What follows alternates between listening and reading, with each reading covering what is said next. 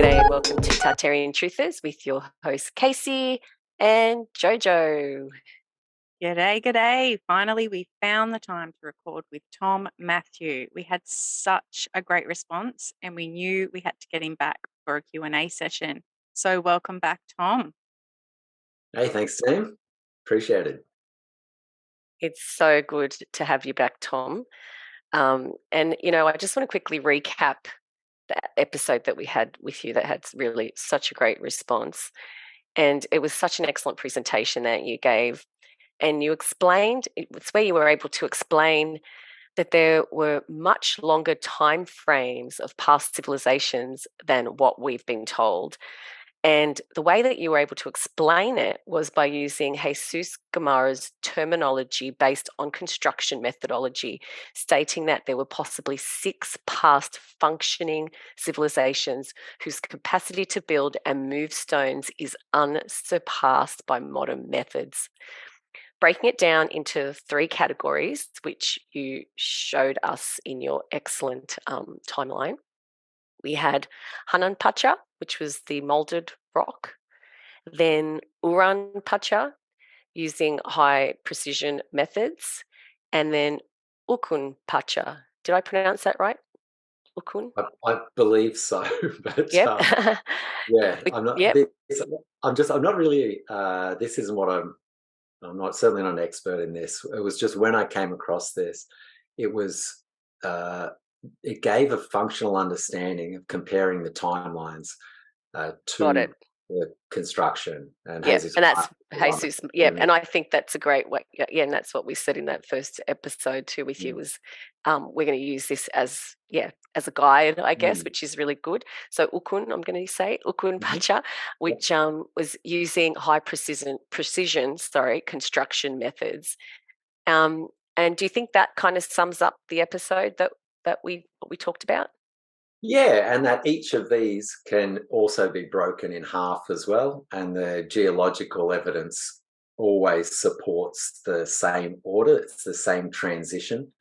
So even with those larger blocks, those molded looking bedrock blocks, there's certainly 2 different types, separated by different amounts of erosion, always the same, and the same as the Urampacha, the nature of the precision as well is separated into clearly distinct methodologies or a degree of accuracy and precision. Got it. Perfect.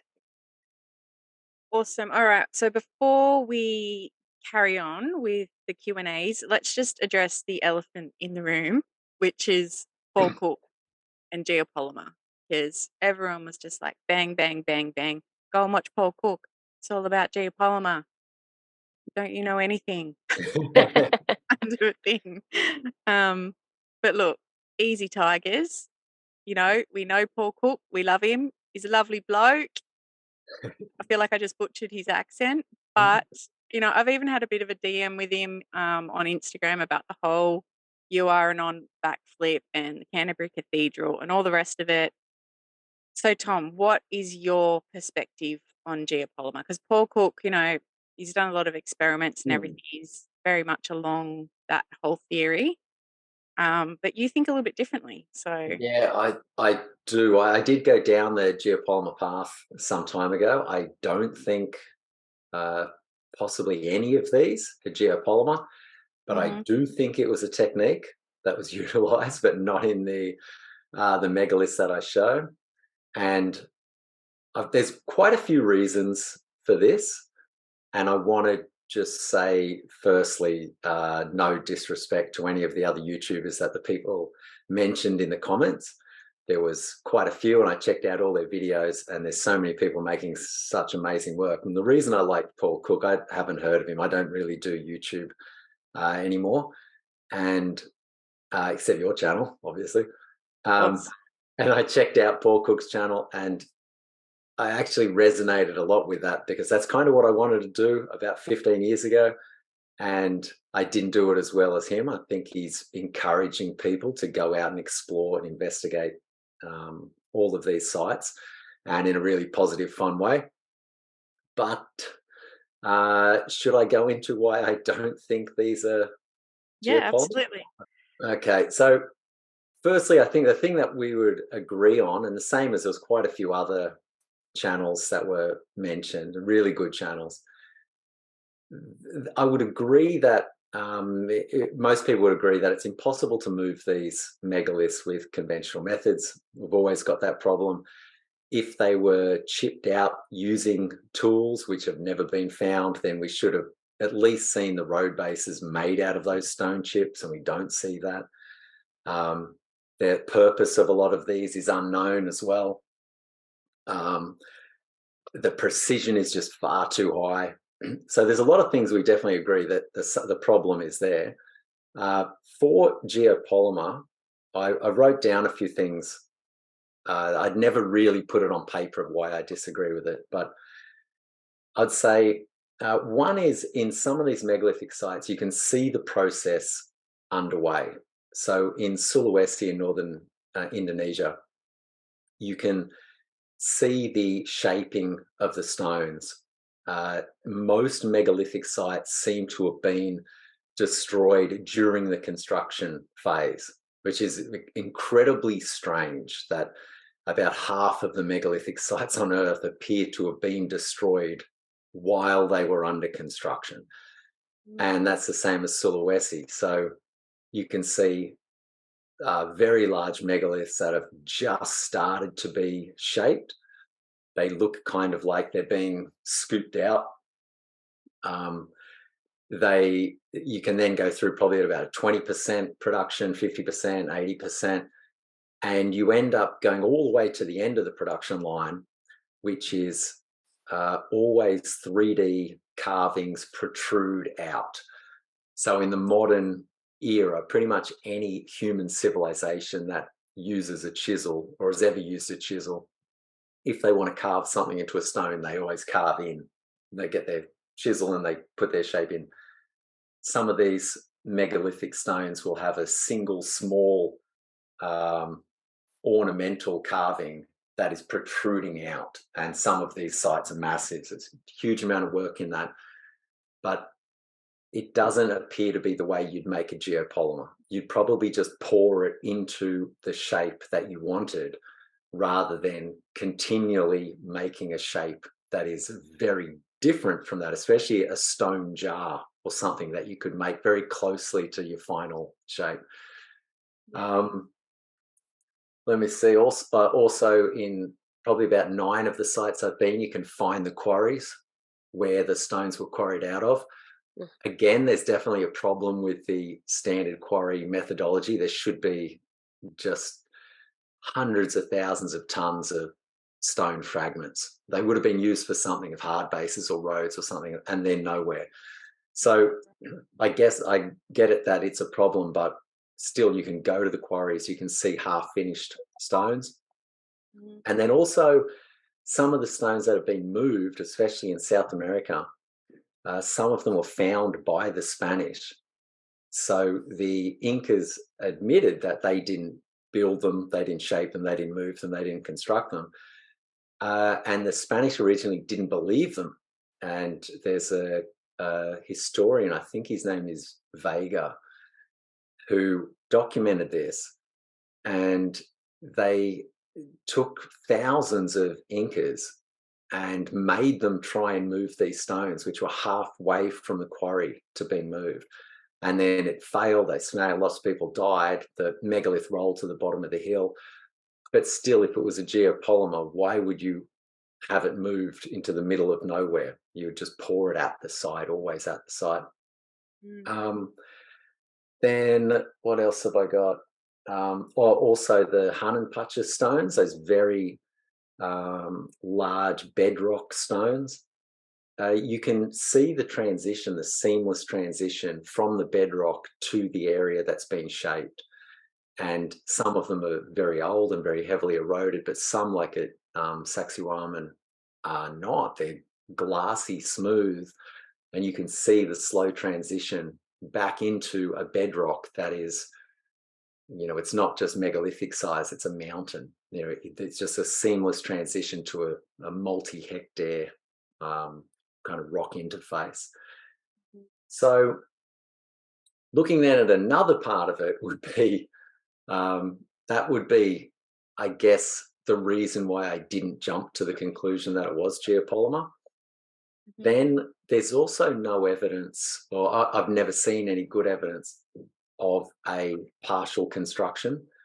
There's a lot of evidence of partial construction for molding or even chiseling, where you would imagine at some point in the process, if you were casting millions and millions of stones, at some point one would have set too soon and you would have a mold that's half filled, or you would have spilt some and it would have set at the bottom.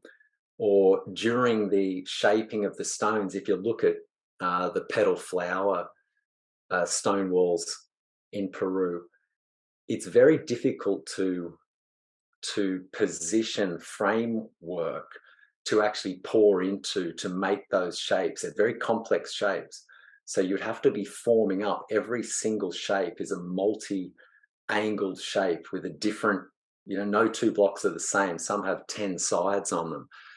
And then you'd have to somehow join that into the next pour using the join together, because I remember Paul Cook was saying he thought it might have been a sack that was around it. It does certainly look that way. When he said it, I was kind of taken back a bit. I was like, oh, maybe. But the sack would have to be infinitely thin, because you look at some of the stone walls in, there's probably at least a half a dozen sites around the world. I like Sacsayhuama because it's so readily accessible. Some of the joins are crystal on crystal joins all the way around multiple stones. So if you were to pour them, there can't be a sack or anything. It's got to be the product touching the other side.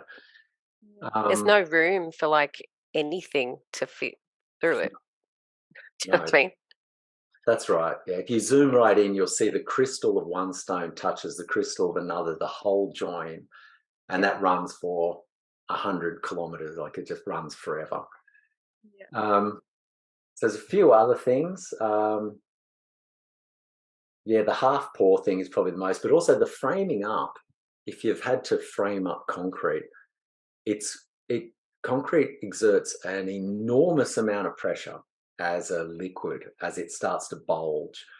And it's why most concrete pours are very thin, is that the amount of framing you have to do increases really exponentially with that hydrostatic pressure being put on it.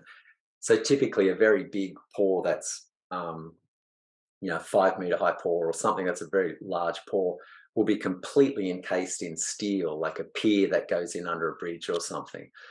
And then you have to pour it under pressure from the bottom, or you'll have very large air bubbles. And I would think that if you did undertake it that way, even if it was in a geopolymer, some kind of invisible film, the amount of pressure that you're putting on it, you would expect it to bulge out or change shape somewhere on it. The boards up against it and the stabilization that Paul Cook talked about, I 100% agree. That is exactly what that looks like. You can envisage that very easily. But I think it was at a thickness that was more like putty, or the stone was approximately the right shape. And then as it's molded, you just have to stabilize it while it settles into shape. But I couldn't imagine it being a liquid. Some of these stones are 4 meters high. The amount of bracing, it would just be tremendous. But those things are huge. And who's bracing them? Like, what's bracing them? It's very difficult to brace a liquid. It's incredibly difficult. And even the ones that I saw, Davinovitz, is that the guy's name in Egypt? David Davinovitz or something like that. Anyway, he's from the Geopolymer Institute, and he's got some amazing work that he's done, and he's a very credible guy. But I did notice, I looked up some of the studies he was talking about where the scientists couldn't tell the difference between the geopolymer and the stone. And there's been half a dozen other studies that did tell the difference very easily. And so I think that at least it's possibly geopolymer, possibly not geopolymer. It's not really conclusive, but also they did find some fossils in the pyramid stones that were bigger than the size that would have been able to be used in the geopolymer. The geopolymer would crush up these product and it'd be mostly dust, and you probably get a few little fossils and things in there, but some of them are like the size of your fist, which is very consistent with sandstone, or they found that at the quarry as well.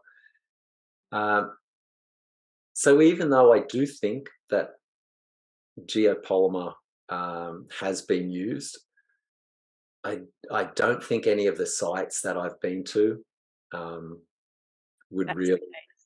Yeah, like especially ones that are very complex, like Machu Picchu. The staircase underneath the main area of Machu Picchu is very complex. To form that up and not have a gap would be incredibly difficult. And if you did pump it from the bottom, the pump, it would be a considerable pressure that you'd be putting on this structure to pump up, 5 meters of concrete. So yeah, that's probably that's like one page stuff that I got. I won't go in any more, but I think you covered it pretty well. You've given people some other things to look into too. And as I said, I do this with respect. This isn't my specialty. This is just I'd come across geopolymer a long time ago and had to look into it. Where I thought it was very credible was some of the Roman concrete, which I don't think was built by the Romans, but some of the Roman concrete, I found that over the last 20 years, about every 5 or 7 years, there's a whole heap of things that happen in cycles. And one of them is that they figure out how Roman concrete was made. And if people don't know, that the hardest, strongest concrete on Earth was apparently made 2,000 years ago, where seawalls were made out of it. We can still see the engraving on the seawall. And we make concrete walls today for seawalls, and they're spalling, and they're noticeably damaged after 2 years. Yeah. So about every 5 or 7 years, a study comes out that says we finally uncovered how Roman concrete was made. And then usually about 4 or 5 years later, it starts to be destroyed and wear down. And then they say, oh, okay, we didn't get it right. And then about 3 or 4 years later or whatever, it's on this cycle. A new article comes out. Finally, Roman concrete, and they do this for Damascus steel and for everything. It's always scientists have figured it out, and then you just give it the test of time, and it doesn't work. Those chemical interactions that create things like concrete, and again, I'm not a chemist, I'm not a scientist in that regard, but some of those are really strange. That in the lab, it is things like the frequency, vibrational frequency, that will set off the crystalline structure in a particular way that makes it harder. And that was the first one I came across where I kind of felt, no, you didn't uncover how Roman concrete was made, but you did uncover something very important. And maybe that will lead to this, that there's an element to it we're missing. And they put it down to just, it was the seawall, the vibration of the ocean set the concrete very hard. That's, if you Google Roman concrete, that usually comes up in most of the studies, that's their theory. Yet it works for the other concrete they made that's on dry land that doesn't have the vibration. So if it was a vibration, then it's something outside of just a natural ocean vibration. So yeah, I have been to places where I've thought that geopolymer was used, and used, like Paul Cook says, as a rendering as well. I do think that's very likely correct. I haven't really looked into it that closely, but everything seems to check out. But in regards to the megalithic sites, no, I think they were quarried in some way, they were moved, and they were shaped. And the fact that we don't have tool marks or chisel marks, and the fact that the shaping always looks like it's been scooped out, implies that the material was soft at that point. Soft. Yep. And everywhere you see that, you will see that little white crisp edge at the end of anywhere that looks scooped. You see the same very white edge. And I've never had a look at a chemical composition of that, but it's really distinct, and you'll see it all over the world wherever you see that softening. So yeah, that's that's the short of it. Yeah, no, that's excellent, because now we're going to go into another question, which is a bit to do with concrete, actually. So this next question is this for entertainment purposes only? I'm a contractor. The bubbles in the stone is consistent with concrete, and those joints are damn near impossible. Softening the stone with sound or plant matter, then the placement of the stone and the tight joints would make sense from a construction point of view. I'd 100% agree with that. I think for entertainment purposes only has done a little research into the mythology around how South American megaliths were built, because those sound and a plant matter are both things that show up in multiple different mythologies around Central and South America, and it is consistent with a concrete or even a geopolymer or some material that is semi-liquid. I would say that that's the exact way that I would explain the methodology, is that something has become pliable and plasticine, and it's been put in place. And with whatever the mechanism was, the Incas say that it was sound, and I think further north in Bolivia, I think it was a plant extract that someone discovered from a bird, I think is the story, that the bird used it to pecked into something, and then they could make something else soft with it. It softened the outside of a stone. They built their nests using this method. There's a few of these kind of mythologies around that haven't been proven, but I mean, there's much crazier things in nature than that. So I don't deny it. I doubt it. But yeah, I'd say that's exactly right. And those bubbles are consistent with, at the very least, it's a changing of the nature of the outside of the stone. And that's where whenever you see those bubbles and whenever you see those ultra tight precision joins, the outside, that bubbly outside, will end up spalling off, and it'll flake off, and you'll see the internal rock is different. You see this strata in the internal rock, you won't see it on the outside. So it looks like some mechanism has softened the outside of the rock. Okay. So that's kind of like what this next question is. So Robert Hines says, could the rock have been dissolved by some type of acid? Could that explain the bubble effect on the outsides of the stonework? Just a thought. Yeah, I'd agree. I mean, I'm not a chemist, but yeah, it's there. I'm positive that someone will figure this out. And similar to the Roman concrete, the idea that every time we uncover one tiny part of a very complex system, suddenly the headline is solved. But something like that, I think an acid or a solvent or a product that breaks down the crystalline structure is very likely. Yeah. Okay, so this next question from B Arch. They originally were not rock.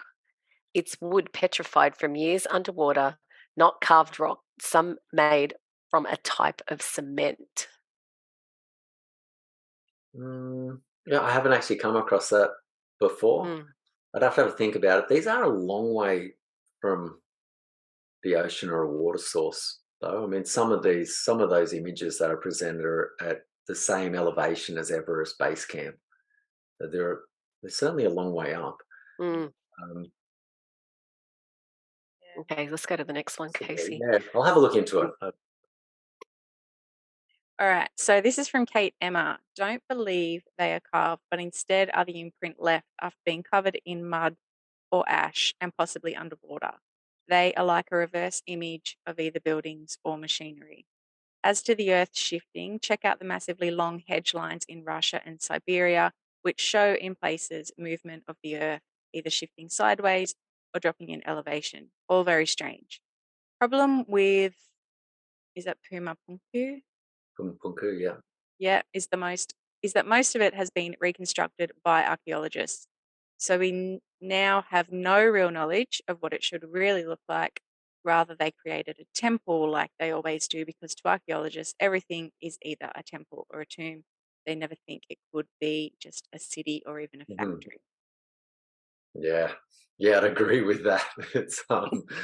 It's like if someone in the modern era went into a factory or a university or a home, you immediately know what you're in. Yet for some reason, Kate's 100% right. Everything is a temple or a tomb, or it's their house.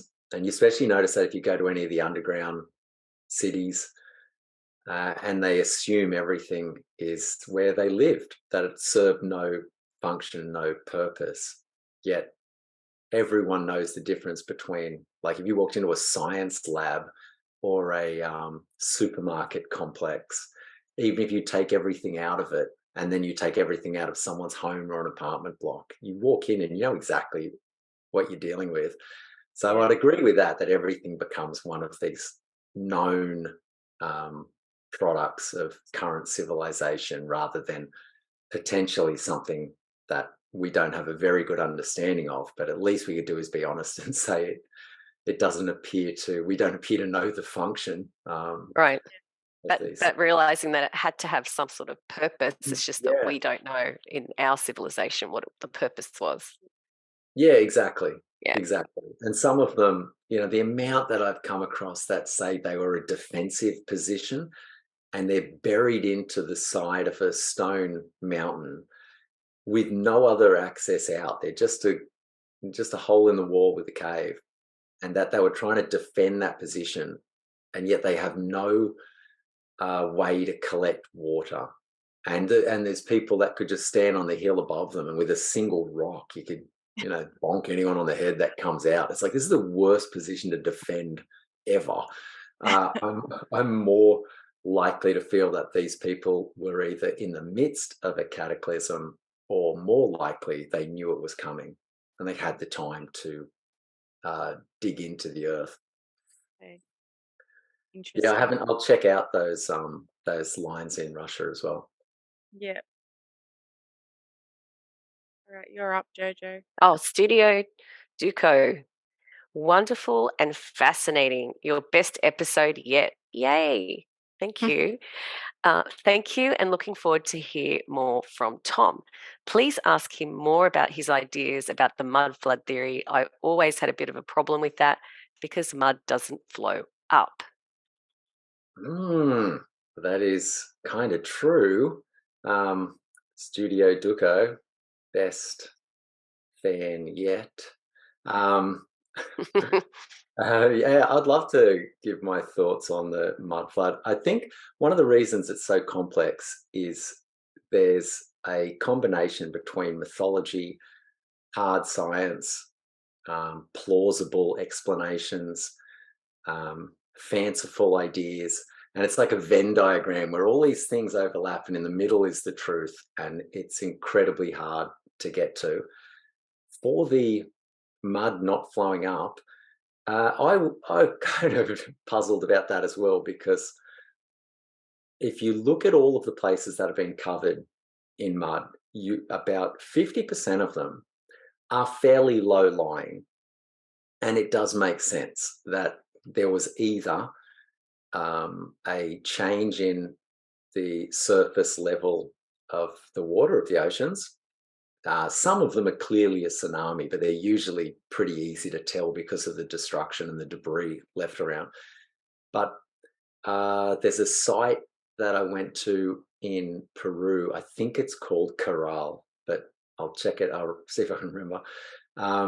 And it's completely covered, had to be excavated out. Most of it's quite low lying. And then I realized a lot of these sites that are low lying, they haven't been destroyed by a massive wave. It is almost like sea levels came up gradually and then went down very gradually and left the sediment. And there's quite a few kind of cataclysmic explanations for that are becoming more widely known and more discussed at the moment.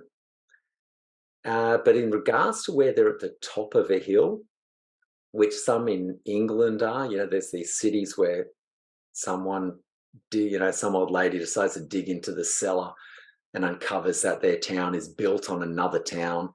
And the archaeologists come in and they go through this town that's just filled with mud. And then 10 years later, they're digging in the cellar of the town under the town, and they realize that town's built on a town underneath. And so I've been to one of those places. I never went down into it, but I should have.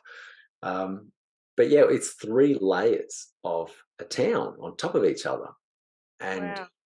you'd think, how, even if it was, if it's on top of a hill, if under normal conditions, I would think you typically get erosion. You don't usually get a sediment forming on top of the hill. Normally all the hills go lower and lower and lower.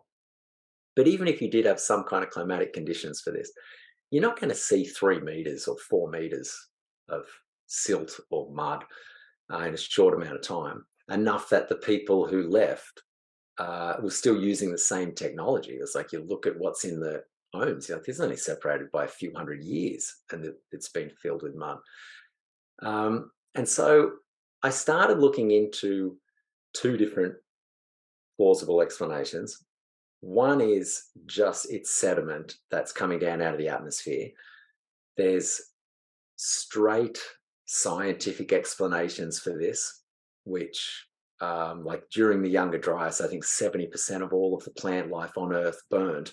So there's still today black layers that you see in the geological record, but they're not 3 meters deep. They're still, most of the time they're about 10 mil deep. So yeah, they're still sort of on the surface, yeah. That's right. And so then I started looking at the idea of the mud coming up out of the ground. And some time ago, I might have mentioned this last time, I found the video as well. I said, I'll find this video where I'm looking for the little mud flood coming out of the top of a hill. And it's a pretty boring video. It's me watching a tiny trickle of water move across a dirt road and just be like, where's this coming from? It's the middle of the drought. And then went up the hill and I just started digging up to find out where it's coming from. And it's just perfectly clean, the most beautiful water. But I'm only probably about 8 meters from the very top of this little hill. And quite some way from where the water table is, quite some way lower. And then I started looking into different times that people have recognized when these things happened, and they're almost like a geyser or something, but they happen usually quite slow, and it is just pressure that's built up under the ground and it's pushing water up. I don't know the explanation for it, but the person who told me said 3 days later, you'll get a lot of rain. And 3 days later, we had a flood event. Wow. Yeah. So, he wasn't working for the Bureau of Meteorology. He was a farmer, but everything he said was right. Yeah. And so what I'd found because I was like, this can't be true. And you should see it first come out of the rocks at very high elevation. You'll just see it start going up. The water will start breaking out of rock layers and you'll just see it trickling down the rock layers. And then like 10 hours later or something, it'll be in the next rock layer. And then the water will start coming down out of that very slow, just little drops running down. And then you just look for a place where it's actually running and you can go up the hill and find out where it's coming from. But in the video, you'll see it's just dust. The road is dust, and it was really surprising. So I do think the mud can come up and out of the ground, and I think one of the problems is there are so many ways in which it can happen and has happened between legitimate cataclysmic floods between like the Dust Bowl era of America, between I'm not sure if you've come across the polar reversal events, and there's lots of things that could potentially cause what looks like a mud flood. And I think that's one of the problems is I'm not convinced that there's one thing that happens. Yeah. I think it's more just mud floods are a part of reality is the very important takeaway. Yeah. That reminds me of I shared it on Instagram. It was a while back now. I might find it and we can add it to this. But there's a place in Brisbane where there was a constant mud what would it be Flow, called? like a Yeah, like coming up out of the ground constantly for a really long time. And then they eventually tried to like cover it up and stop it from happening. And it's just recently started again, I think. Like this was last year when I was in Brisbane. Someone sent it to me.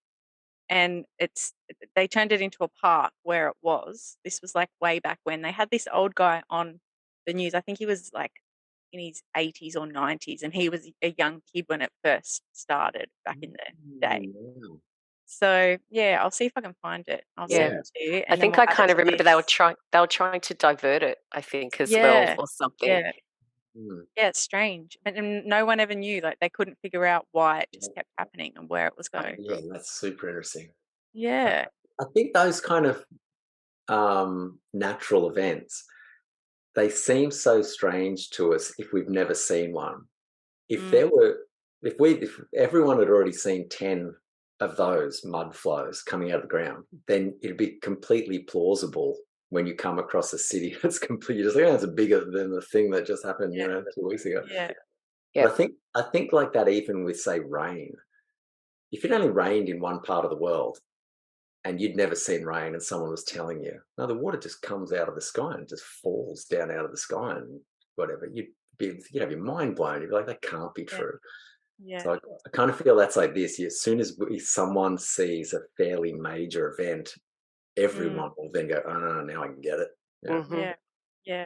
Like people who've never seen the ocean before, and then they see the ocean when they're like 50 and they're like, oh my gosh, the ocean. That's right. Yeah. Same thing.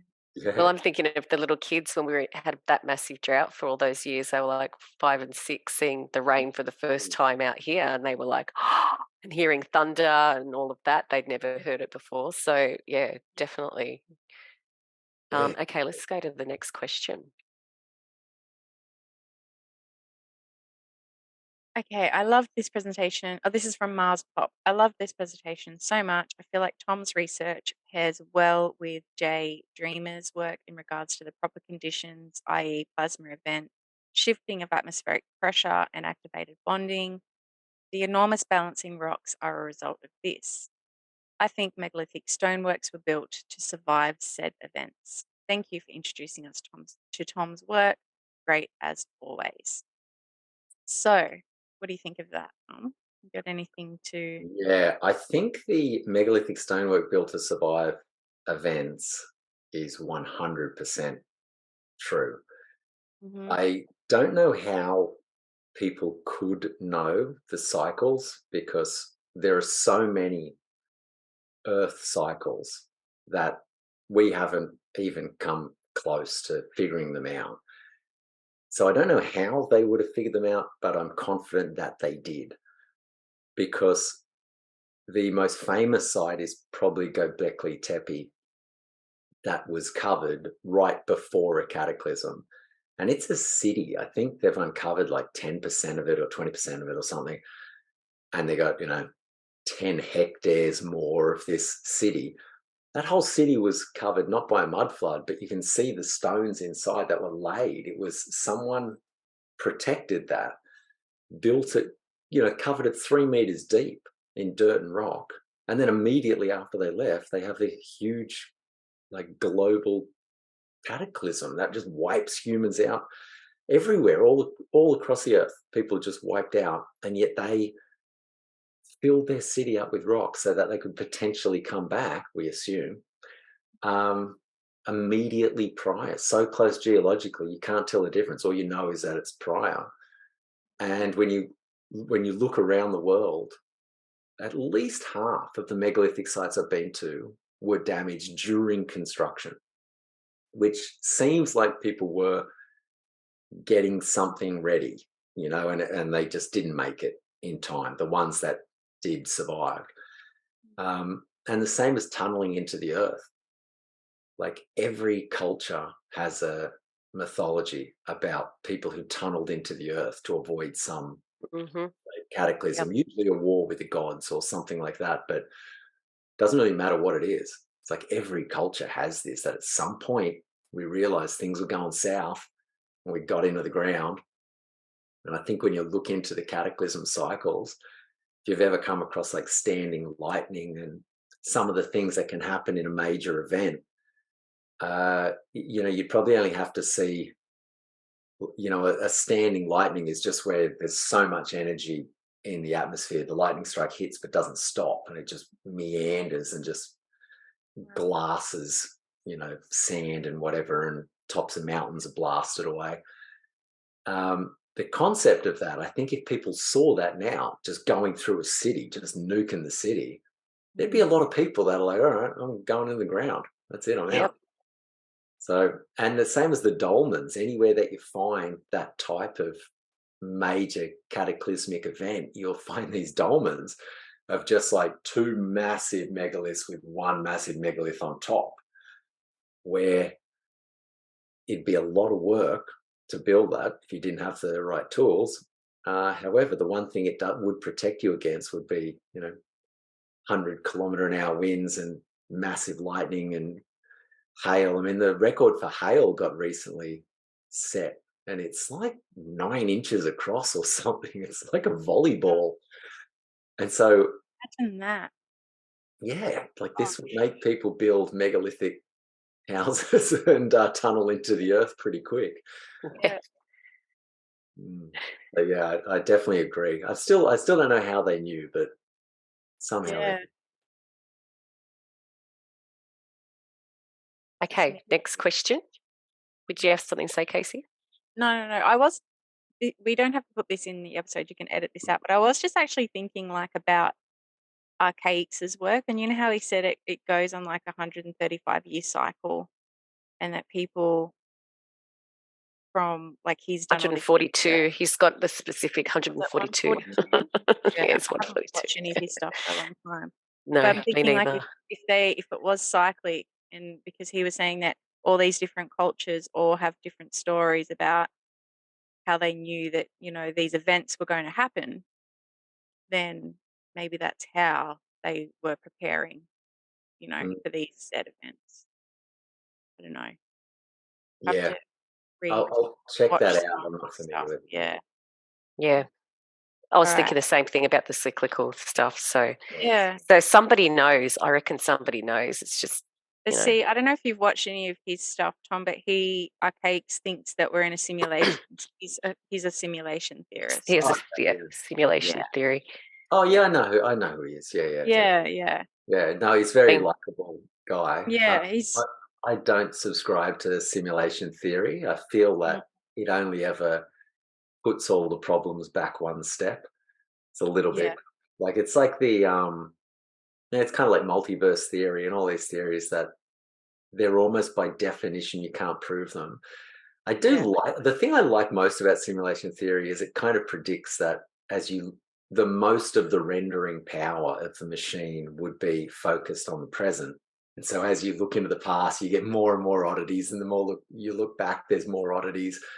And then, you have scientists saying that the foundational laws of quantum physics changed 300 million years after the Big Bang because they had to for this and that. And you're like, isn't that what simulation theory would do? Would it just go, no, it's not working out, we'll just change it. And then it's going this way, just change it. Just make them forget that. Just put that there, change size of the earth, do whatever you want. Yeah. But I still feel, to me, again, with all due respect, to what's his name? Archaic's? Archaic's. Yeah. Jason. But I still feel sometimes it's a bit of a cop-out. It's like I want to know how this stuff's working. I won't ever say that aliens did it or God made it that way, or it's a simulation, or we're in a reality machine, or whatever, it's like I want to know what it is, and I'm going to look for it pretty hard. Yeah. I think Jojo's a bit like that. Jojo's like, we're gonna get to the bottom of this eventually. I'm like, I'm optimistic. Yeah, I'm the same as you, Tom. I feel the same about archaics. I mean, he's done a lot of research. He's quite intelligent, but it's just doesn't jive with what I think. But I don't even know what I think. I change my mind all the time. Well, I'm the same. I'm kind of the same. I feel that it's good to be able to do that because, like, I've been doing this for a long time, and I think some of the people that I think the advantage I had of going down the rabbit hole 20 years ago is that for a lot of people now, it's very confronting, where something like simulation theory is almost a way to declutter the brain, where you can just go, don't worry about it, it's just a simulation, Well, I don't think that. I actually think that we have very tangible consequences of our actions in this life. And so it's almost like the opposite of simulation theory. It's like, no, this is very real. Yet how much most of the things matter, I don't think are real. So it's almost, I don't know how to describe, but it's both real in that the way that we can understand it, we have the capacity, and yet there's something so much bigger and more powerful than us that if we can't understand it, then that's all right. That's why it's so much bigger and more powerful than us. Yeah. I think they can coexist, those two ideas. Absolutely. Agreed. Our next question is from Paul Turgeon. Awesome episode at about 40 minutes. Reminded me of an episode from Mud Fossil University. He was suggesting that the material was cut when soft, giving you the ability to be precise. I'll leave the link and there's another angle to look at this. Cheers. And I didn't know whether we should actually watch this quickly. I don't know if you want to have a quick look. Mud Fossil University, and this is a quick one. This is relaxed muscle. When they come together, the myosin head fills in the actin filament, and then you have contracted muscle. Relaxed, contracted. You just saw it. Relaxed, contracted. These pull together, and then they sort of look basically the same. But before they can come together, you have this black and this white side by side, and these blocks, they call them sarcomeres. Okay, I imagine you know where Petra is. It's over in the Middle East, I believe, Jordan. Well, guess what? They chopped this out of wet flesh, muscle, exactly. And these are the sarcomeres right here. Those are the blocks, and these are the fibers that engage. This is relaxed, would be compressed. So don't forget, there's your muscle fibers right there. They chopped this all up when it was wet. And here's what it looks like inside, because it's still muscle. It didn't go anywhere. There's a muscle inside. And it was actually leaking blood up here. And I don't know whether they drilled those holes or they're just natural, but this is where the moisture sort of evaporates out. This is all biology, which is what the earth is a corpse and a body. Pretty out there theory.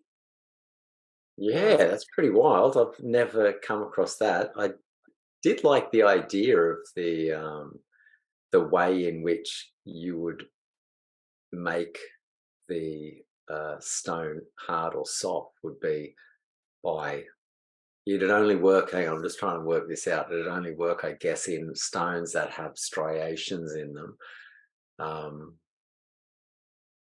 Yeah, I don't know. I've never come across that before. That's super interesting.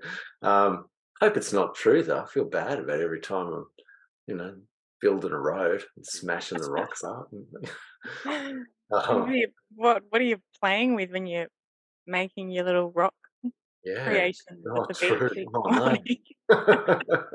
Oh no. But it is, even if I mean, maybe again, stranger things have happened, but even if it was metaphorically the same in how it was formed, I still find that pretty interesting. Yeah, I'll look into it. Yeah, I found that very odd, actually, but yeah, I thought I watched it the other day. I think I watched a different video, Casey, because I didn't think that was it. But anyway, a lot of people have commented to go to Mud Fossil University, especially when we talk about the melt stuff. When we've talked about meltology, people are like, "Oh no, it's not. Go check out Mud Fossil University." Like when I was on Kangaroo Island and I posted a lot of the pictures of remarkable rocks, so this guy from Mud Fossil University says that lichen is blood from these creatures from back in the day. And, it's a theory. It's a theory. I have to leave it with me for a bit. It's like anytime someone presents a new theory to you, you kind of, I think I have to leave it with me for a bit. I'll watch a couple of them and have a bit of a look. Yeah, it's pretty interesting. out there. Yeah. All right. What's next, Jojo? All right. Okay. So Casey and I now have a bunch of questions for you, Tom. I think after we talked to you, we were just so blown away. We didn't even know what to ask you, but it took us time to watch it again and process it.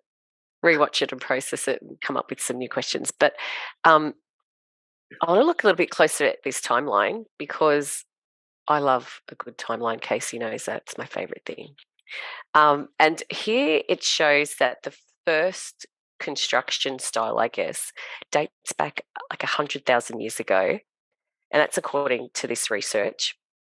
And we've been taught that the story of architecture starts from antiquity, which they say is around 11,600 BCE.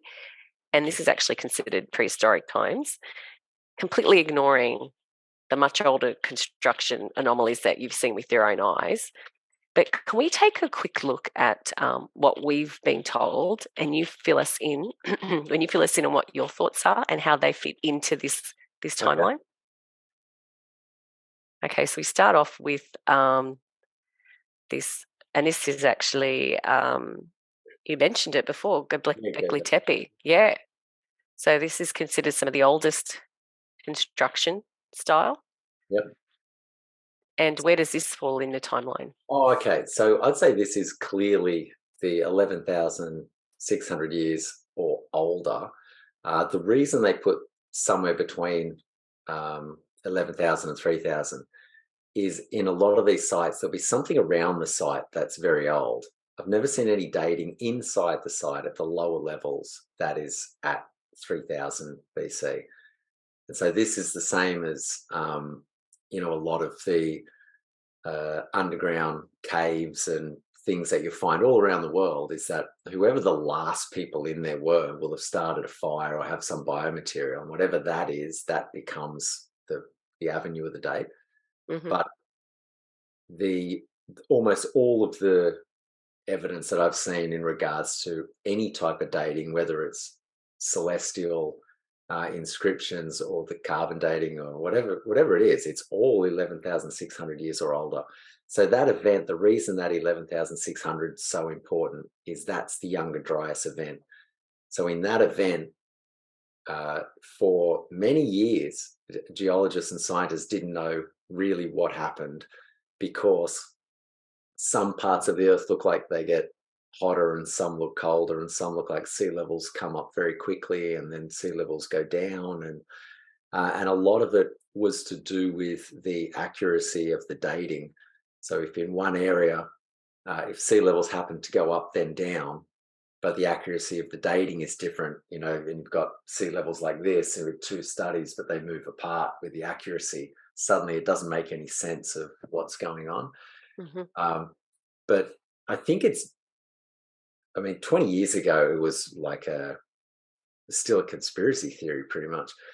The reason for the last, at least 200 years that people have been trying to destroy the idea of the Younger Dryas event is similar to the idea of people that have existed that were over 8 feet tall and called giants.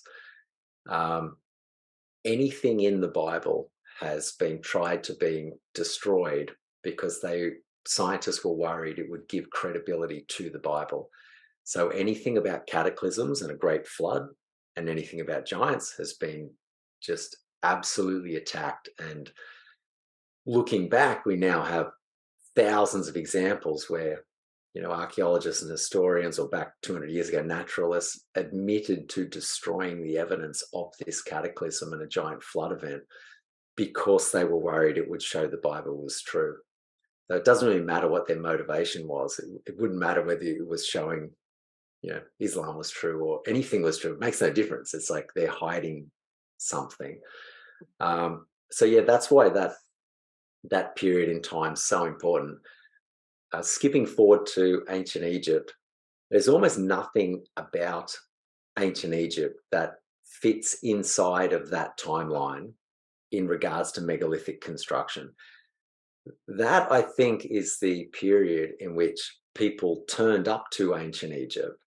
They saw the carvings, they saw the inscriptions, they saw all these amazing monuments and 100-ton statues are perfectly carved, and they were overwhelmed by it, and they adopted it as their culture. Inheritors, Yeah, much like right. what we see. Yeah, you see it everywhere. It's every culture has done it, I think, at some level. If they turn up and something else exists, even if the first people there were very well aware they didn't build it, after 1,000 years, you only need one great king, emperor, pharaoh, whatever, to say that he built it. And people forget, and he owns the, exclusively the stranglehold on education. And you go another 1,000 years, and then anything that was considered the original buildings was usually, conducted by gods. It'll be just put into mythology, and we slowly get, from a homage culture to mythology in 1,000 years. And then most of the information we have from this, even at those dates there, which are really the homage culture arriving, when you look at them, you realize, like, if you're in the center of that time period, most of our information about ancient Egypt comes from Greek and Roman era scholars that traveled there and then brought information back and wrote it down.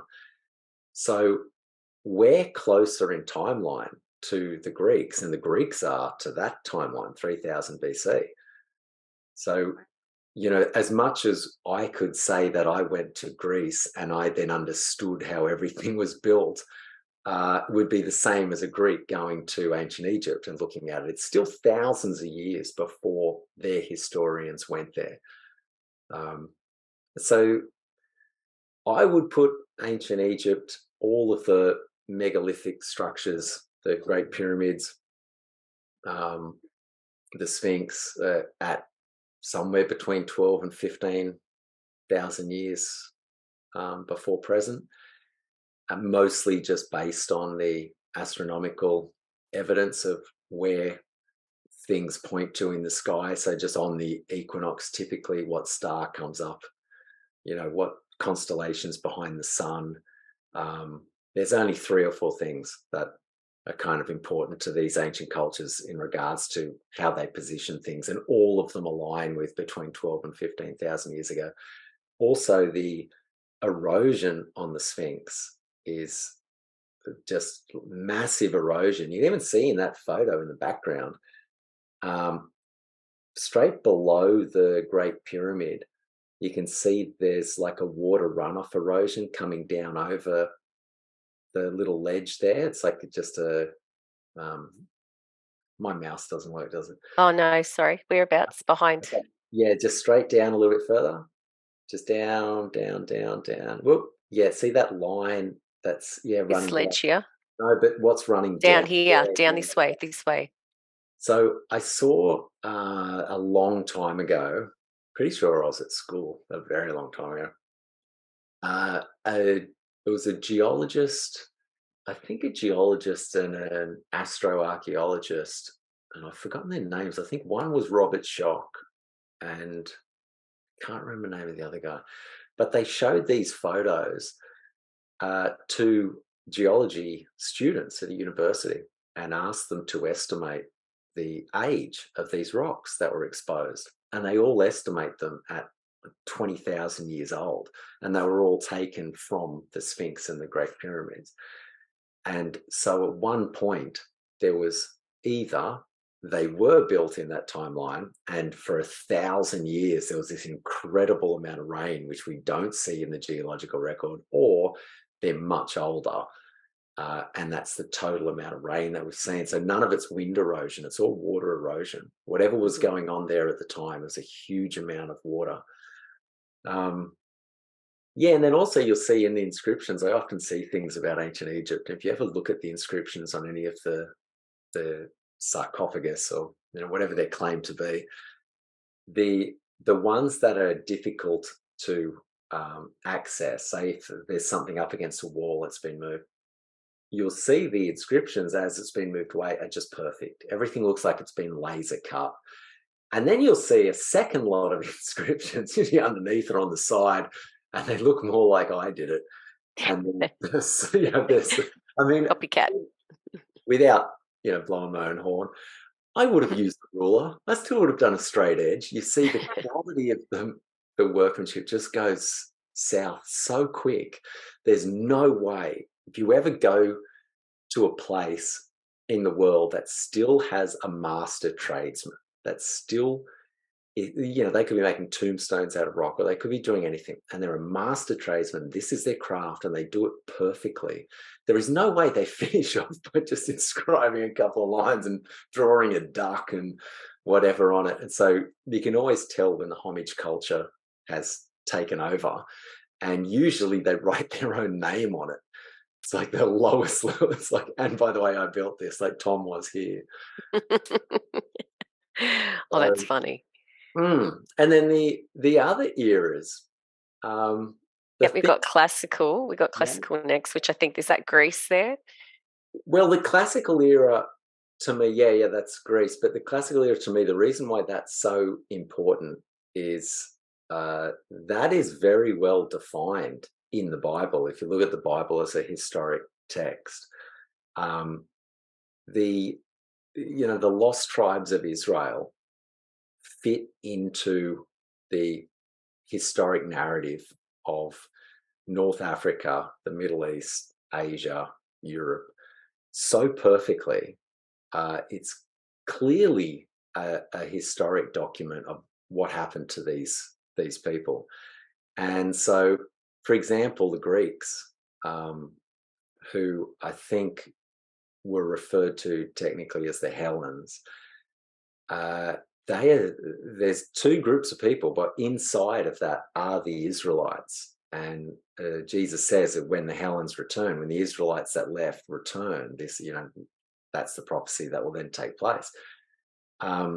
Most of this is then, everything that leads on from here is the different movements of the tribes of Israel and them interacting with other groups, pretty much all of them.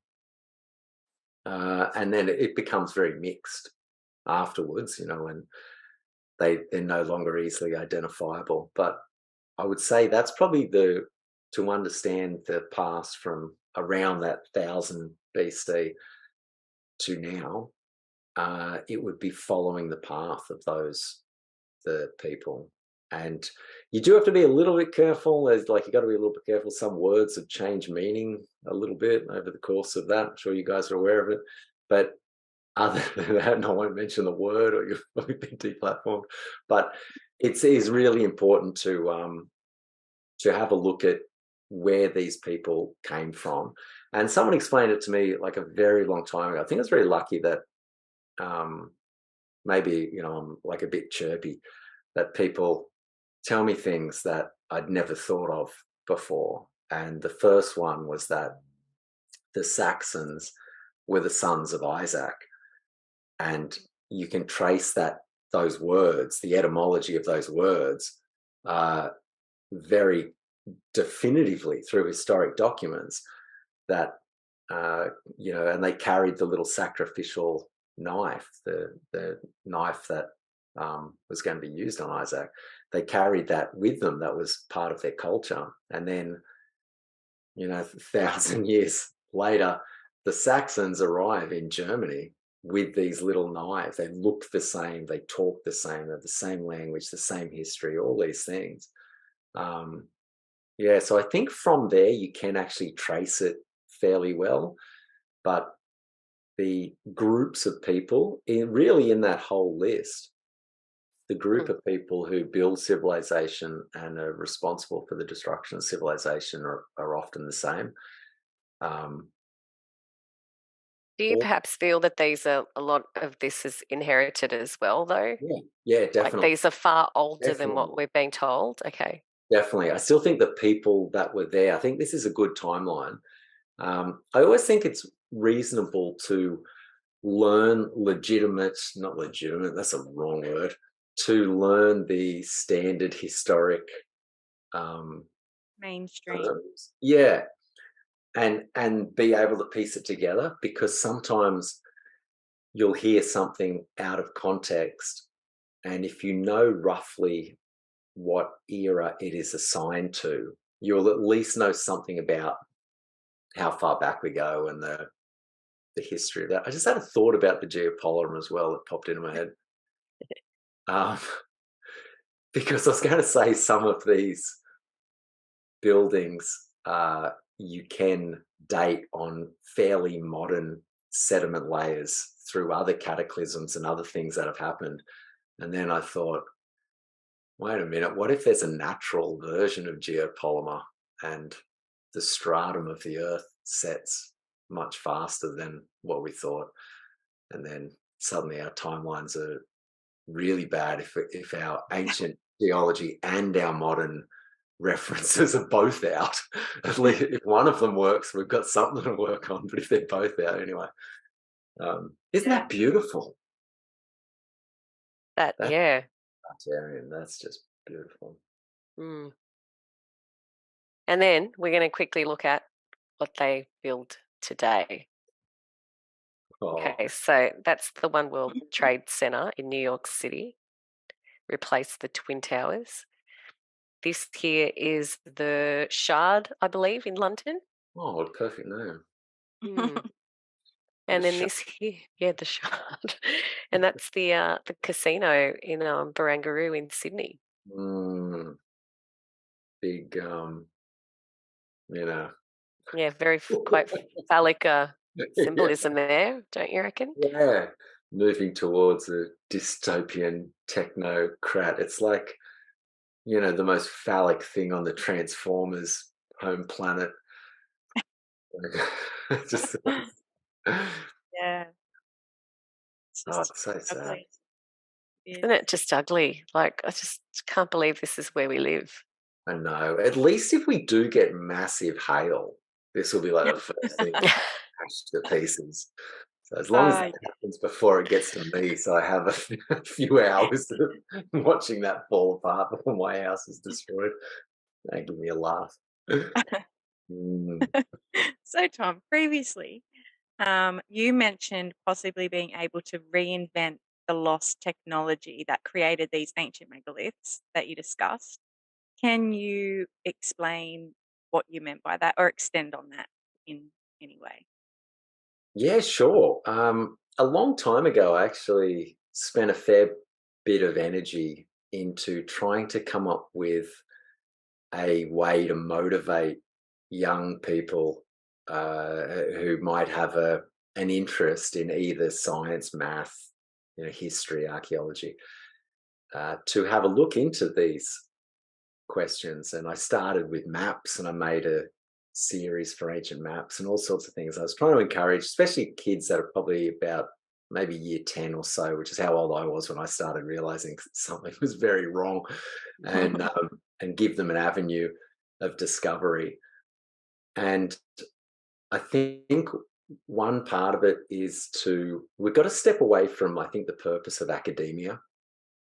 I think it's now when someone says the word academic, you have to ask, do you mean learning in a institution, or do you mean the other meaning of academic, which means not of any intrinsic value? If someone says, can we do this? And you say, oh no, it's just academic, don't worry about it. you know, the two meetings, I think it's so unfortunate that that's what academia is now. Because say for something like the Roman concrete or the geopolymer, you know, someone will discover something and they will immediately say, there you go, we've found out how they did it. And even at the bottom corner there, the Antikythera mechanism, you know, they said, oh no, we found out who made it because we found an inscription on it. They found the inscription on the outside of it, where anyone could have inscribed that, and happened to be the people who were traveling with it. They've put their inscription on it. It's like, that doesn't mean they made what they made. One of these amazing, super complex machines that the world didn't produce another one of for another 2,500 years, and they just made the one and went, oh, well, we've got one. And then academia is like, well, we figured it out, you know, put it to bed. And I feel now, if I talk to people at university, especially talking to young people who are using ChatGPT and whatever to write their assignments, the purpose of university is to finish it, to get to the other end of it. And I remember Alan Watts saying, in a completely different scenario, but he was saying similar to life, if you were dancing, the purpose of dancing is the dance, the enjoyment and what you learn from yourself and from others and the connection. The purpose of dancing isn't to get to the other side of the room. And now it's like academia, the purpose of the degree is to finish the degree so you can then get your job and do whatever and blah, blah, blah. And it's lost its purpose. It doesn't have anything. Well, everything we see here, like the metal smithing, you know, you just have to Google anything about an ancient metal statue and the problems that they have with being able to fix it. We can't weld it anymore. No one knows how they built it, how they fix it. The calculations on the faces of the statues of the pharaohs had intricate knowledge of concepts that were unavailable to most people up until 100 years ago. You know, Fibonacci sequence combining with pi and E and I and all these sort of things. Probably not I, but you know, it's like all these things have such a huge avenue of rediscovery. And I think the universities, I don't want to give up hope on them, but I have no faith in them at all. I think it's only people who are interested, especially young people, that now take up an interest in literally anything. They could be interested in, you know, woodsmithing or how to sharpen an axe or do anything. And you will be able to trace back a time when someone did it so much better than anything that we do. And then you'll have to look into, well, how did someone with a furnace in the ground and limited resources make steel that is impossibly sharp and strong compared to today's standards? No one can come close to replicating it. So yeah, I think it's exciting. I think for a lot of these things, I'd be motivated if I was in an industry that was looking into one of these, because I think the world set a low bar for people. You know, so it's easy to jump over that bar and start looking into things yourself. Aviation, I might have told you I saw something about fish swimming, where a guy killed a fish and gutted it. And then that video, I saw that and I was like, oh my Lord.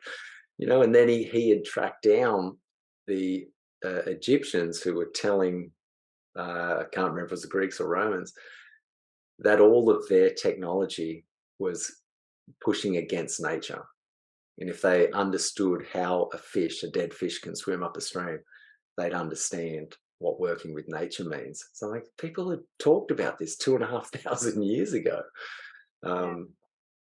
So yeah, I'm excited. I think we're always, you know, close to another rediscovery, but not. Yeah, I don't think it'll come from university. I think it'll be someone who watches a channel like this and decides to go and get that. Well, considering all the universities are Rockefeller funded, definitely not going to come from university. No, they definitely don't encourage anything outside the box. No. No, that's right. Like literally, if someone wanted to go to university and I had to give them advice, why wouldn't I say just use ChatGTP, get to the end of it, get the job, blah, blah, blah. It's like... And then focus on what you actually want to focus on. Yeah. But I mean, if there was a way to combine the two, I would, support that 100%. Without having a huge ass debt at the back end of it too. Well, that's the other thing. That is the other thing. All right. Okay, next part. So Casey and I, our last episode, I don't know if you had a chance to watch it. It was different to what we normally do, but we discussed evolution, creation, or what. And after we talked to you in that first presentation, like I was completely convinced that there had to be multiple or many past civilizations that had very different, distinct construction or architectural styles. And they just didn't add up and fit into either the theory of evolution or the story of creation, right? Where we're told that God created everything about 6,000 years ago. And seeing that this is your hobby, is investigating the logistics and technology of Pleistocene construction, which is often referred to colloquially as the Ice Age. Mm-hmm. It's said that the geological epoch that lasted from circa 2.58 million years ago to that 11,600 year ago sort of mark, which actually blows the whole story of creation out the water.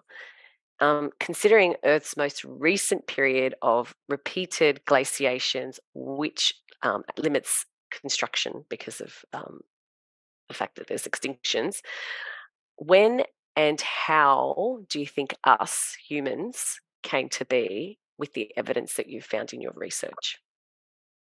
So that's a big one. I know it's kind of a lot of things, but it's a lot of things. In regards to like Pleistocene construction, I don't necessarily have a timeline of when things were constructed and how old they are. When I look at those oldest, bedrock carvings that have so much erosion, and you can see where, say, the Incas have carved something into it, and in the period that they carved into it to now, there is no erosion at all. And then in the bedrock kind of megaliths, there's a foot of erosion into like andesite or something that basically doesn't. So do you think that's the quality of the material or the construction style? I think mostly the age, the time difference between the oldest construction and now is absolutely immense. So I said 100,000 years because it could be 100 million. Probably couldn't be 100 million. I don't know. I'd have to look that up. But it could be very old. The one thing I noticed is none of those megaliths, and there would be at least 10,000 around the world, none of them are in an area that was glaciated at between 20,000 and 2 million years ago. So that to me is very strange. Either they were built before that 20,000, 2 million years ago and they survived, or they were built during that time and you just couldn't build where the glaciation was. But either way, it just puts them radically older than anything that we have. I also, at the risk of offending every Christian here, I also don't see the timeline in the Bible as 6,400 years old. I do see that as a very important period that I'd have to read up on my Genesis again, but I think it says God breathed life. I see that as the difference between the hominids that were prior to that and after is the story of Adam and Eve. I don't necessarily see that as the timeline for all humans being created. I think there is some spark that separates us at that time that is very important, and that lineage, the bloodline in the Bible is quite important. But no, I don't think that's. I think there's humans in our current form that were around before that, a long time before that. Okay, so this kind of carries on from that, and it's so weird because as you mentioned here in this presentation, you didn't actually talk about it, but the at the top here you've got this quote from Plato. You can remember. Sorry, I can't read it because our heads are in the way. You can remember a single deluge only, but there were many previous ones. And one of the ones that's kind of been wiped out completely, but we know of, is the Atlanteans and Atlantis. So clearly you're aware that there must have been different species, do you think? Is that what you think? Yeah, 100%. I think that if you'd said this 100 years ago, people just thought, let's say we're Homo sapiens, we evolved, I don't know, 2 million years ago to, whatever. And that would have just been fairly standard. Then with the genetic tests, and they found, there's a, part Neanderthal, part Denisovan, part this.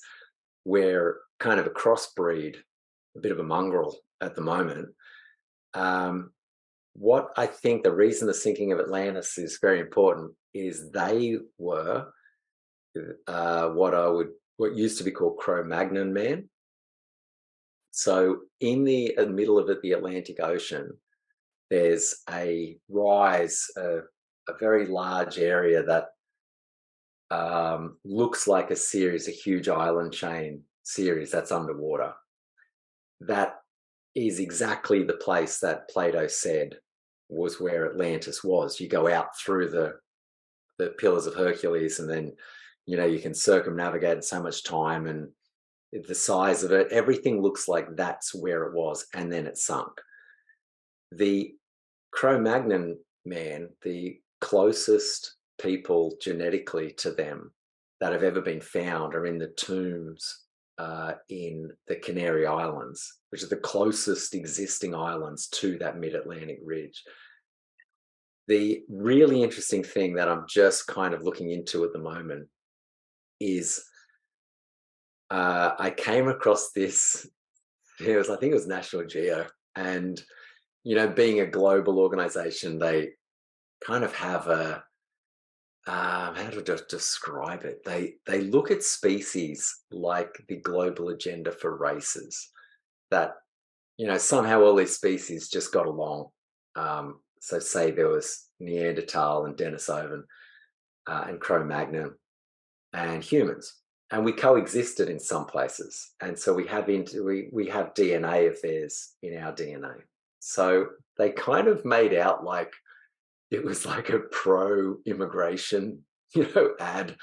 Like, look at them all getting along and living in harmony.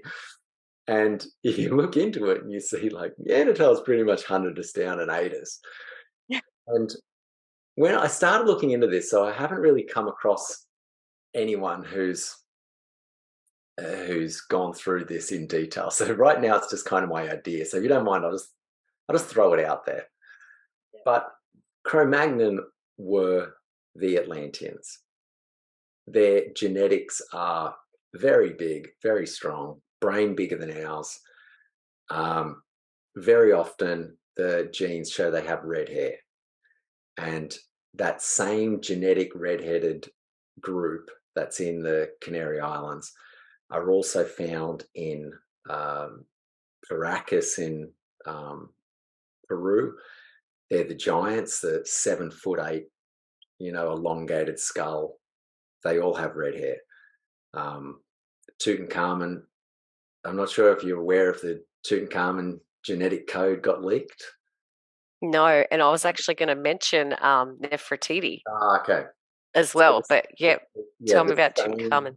Yeah, same elongated skulls, same red hair. So is that what she's hiding in that fancy hat of hers, that big noggin? They've got a couple of them that they've done the X-rays on, and they've got the same elongated skull. So they're the same genetic group. Very gracile features of a face, where the other ones have not so gracile. But still very similar. And when they did the genetic code of Tutankhamun, they only released, I think, was it the mother or the father? I can't remember. They only released one of the parents' genome. They didn't release his whole genome. And one of the reasons is they drew him as being very dark. He's African looking, yet all of the information about him was that he had red hair.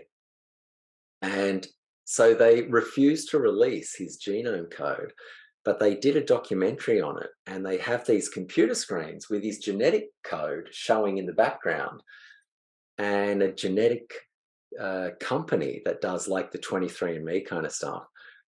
They just played it in slow-mo and just copied out his genetic code and then released it. And Wow. it turns out that almost no one in North Africa is a descendant of Tutankhamun's royal family. It's less than 1% of people. While in England, it's 70% of people are a direct descendant of one of the royal families in there. And that's how I kind of got onto the Atlanteans, was then I was looking at this more modern shift, like I can't remember, the great niece or something, who goes to North Europe with 1,000 of these redheads. Her name's Scotia, and she lands in Scotland and names it after herself. And there were all this mix was going on. So I tried to trace this back. And so the connection between this kind of migration and the Atlantean migration is, of course, the Tartarians, who they had to be the bridge between the Atlanteans. The Atlanteans were called Aryans, is their name. That word's kind of got a little bit of a, taint to it. One of the old mean Mr. Mustache and all, but that is the word, and it's used in thousands of historic documents. That's the word. That used to be the word for all of the language groups from, if you made a circle that goes from India up through Russia and all of Europe and North Africa, that's all Aryan languages. Doesn't matter if it's Latin or French or Hebrew or whatever. It's all Aryan languages. And then after World War II, they changed that word to Proto-Indo-European. So you see the PIE now. If you look up the etymology and it says PIE, it's Proto-Indo-European. But that's not the word. They made that word up. The word is Aryan. And so my theory of this, which would probably need a full episode, is the Tartarians are the remnant of the Aryans. It's the Tartar and Aryan, and that remnant is the remnant of who were the go-between between Europe and Atlantis, who were called the Tartars, who lived at the Iberian Peninsula of Spain.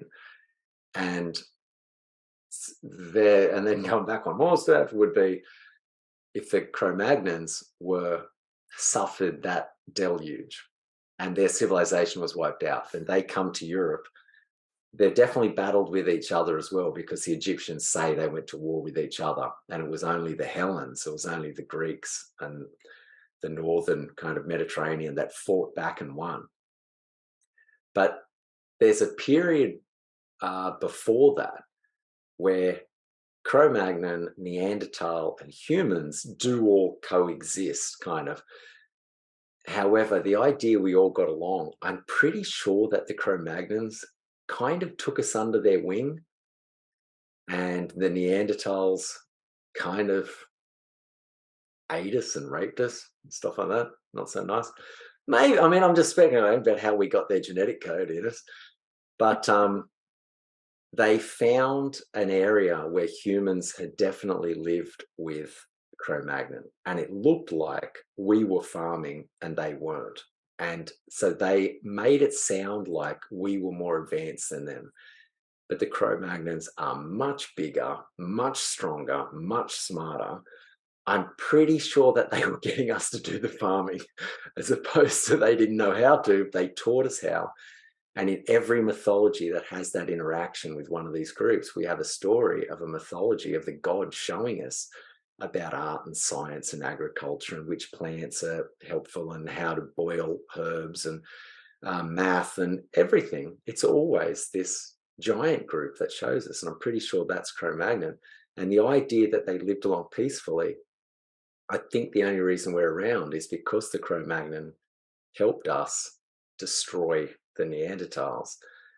And that area where they found the mix of the three species living together, the queen, Cro-Magnon woman queen, wore a necklace made out of the teeth of Neanderthal children. The idea that we all got along is not a very scientific idea. Plus, also, you just got to go anywhere in the world and have a look where two groups compete for resources. It's very rarely like this. So anyway, that's just a little side project going on. We definitely need to go deeper in that. That's absolutely fascinating. Absolutely fascinating. Casey. I was just going to say, so you're going to, you've got a thing there about the Nephilim. So yeah, because I was going to then question, okay, so I was just thinking when Tom was talking, does he think that the not the Neanderthals, the Cro-Magnons are the Nephilim. Are the Nephilim? Yeah. You think that? Yeah. Yeah. Oh, good question. But I do think they're different genetic groups, because sometimes the geneticists will say, oh, there's another ghost species of hominid. And what they mean is we don't have all the genetic code. Homo sapiens are a mix. And one of those mixes is of a Cro-Magnon, a giant race that's much bigger, much smarter than us, that in all the mythology gave us everything that we had. However, they did go to war with each other. So they're not necessarily just one group. Because definitely in the Bible, it doesn't sound like they were super caring when they just took the women of men as they wanted and whatnot. So yeah, I will look more into it. I'll spend a bit of time looking into it. But yeah, that is pretty much what I think. And I don't necessarily use the same words that the scientists use for these groups of people as well. Yeah. Because I think Cro-Magnon now just means any European Atlantic non-human, non-Neanderthal genetic hominid. Okay. Those words in the right order. Yeah. Yep. All right. Okay, so still got a bit to go. So do you want to do the ley lines, Casey, or do you want to do that one afterwards, or do you want to go to the Unpopular? No, I'll do that. I'll do this one. Yeah, I'll do the Unpopular. Yep. All right. So can you please elaborate, Tom, more on what you meant when you're explaining Hanumpatcha and how it's possible that our cathedrals are built on top of the ruins of ancient sites, and how that pertains to the possibility of them being specifically built on ley lines, powerful sites, kind of thing. Yeah. So when I was in Guatemala, I went to a church in a place whose name I've forgotten. I'll look it up later. But it was down past Antigua, heading towards Honduras, and the church had been damaged, and you could see at the front where they'd renovated it. And underneath, the stone blocks that it was sitting on were there was no join between them where they stepped. It was actually similar to how you look at Sacsayhuaman there, on the right-hand side, where a perfectly flat stone block that then joins seamlessly to another block. And then at about 8 meters away, there was the join between these multiple massive blocks. And it was just perfect. It was another incredibly precise, crystal on crystal join, but it wasn't square. And so pretty much everything built in the modern era, we build square. If we're going to lay down massive slabs of stone, which almost no one would do in the modern era, that's too unreliable. But if we were going to, you would cut them square. They'd be giant, big square stones that would go down. And then they'd probably use a concrete mortar or something. But these weren't. There's no mortar, there's no concrete. They're just joined perfectly. And so you could dig around the side of the building and see that they continued off into the gardens or whatever. Everything was built on top of them. So there's no way that was built by Spanish, 400 years ago. Most of the history there, the Spanish kept pretty good records. So you can actually trace back and see, all right, there was 70 guys, in the area, and then they got 300, 500 locals to help them build this thing or whatever. There's no way that they moved these massive stone blocks. There's no way that they cut irregular lines and built this. So one plausible explanation is just kind of random. They just found a big flat area and thought, all right, we'll just build our church on top. But you find it from multiple civilizations, multiple cultures will rebuild on the top of other sites. And if not exactly on top, very close to it. So when archaeologists are digging down from one site, they actually find a different culture had built pretty much in the exact same spot. If you're considering thousands of square kilometers and you happen to have a ruin from another culture right next to it. And that you find that in South America a lot, because I think there's about 100 known cultures that predate the Inca.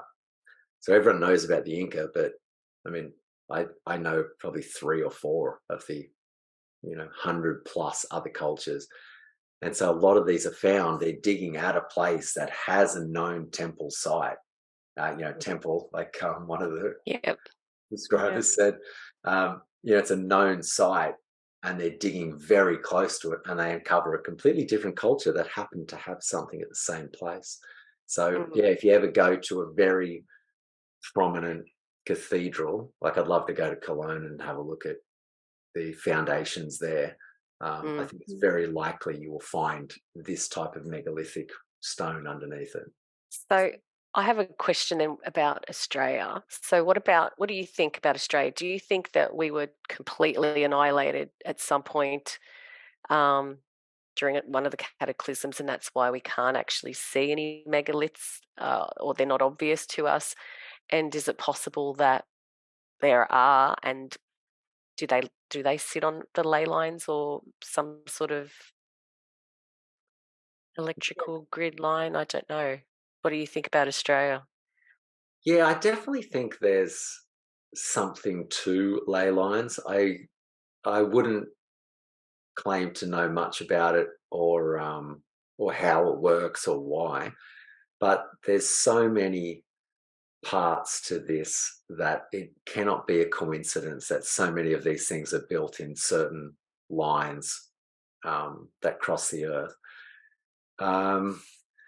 Or even if they align with, the stars, is it possible that we have the same type of things? It's just that you can't see it anymore. Yeah, possibly. I mean, one of the most interesting sites that I've come across in the last 10 years, and I haven't been there, it's called the Eye of the Sahara. And it looks like it was a city site, but it's been completely destroyed down to bedrock. Australia's kind of got a little bit of the same thing going on, that we've definitely had a lot of cataclysms. We've had, a huge amount of change of landscape.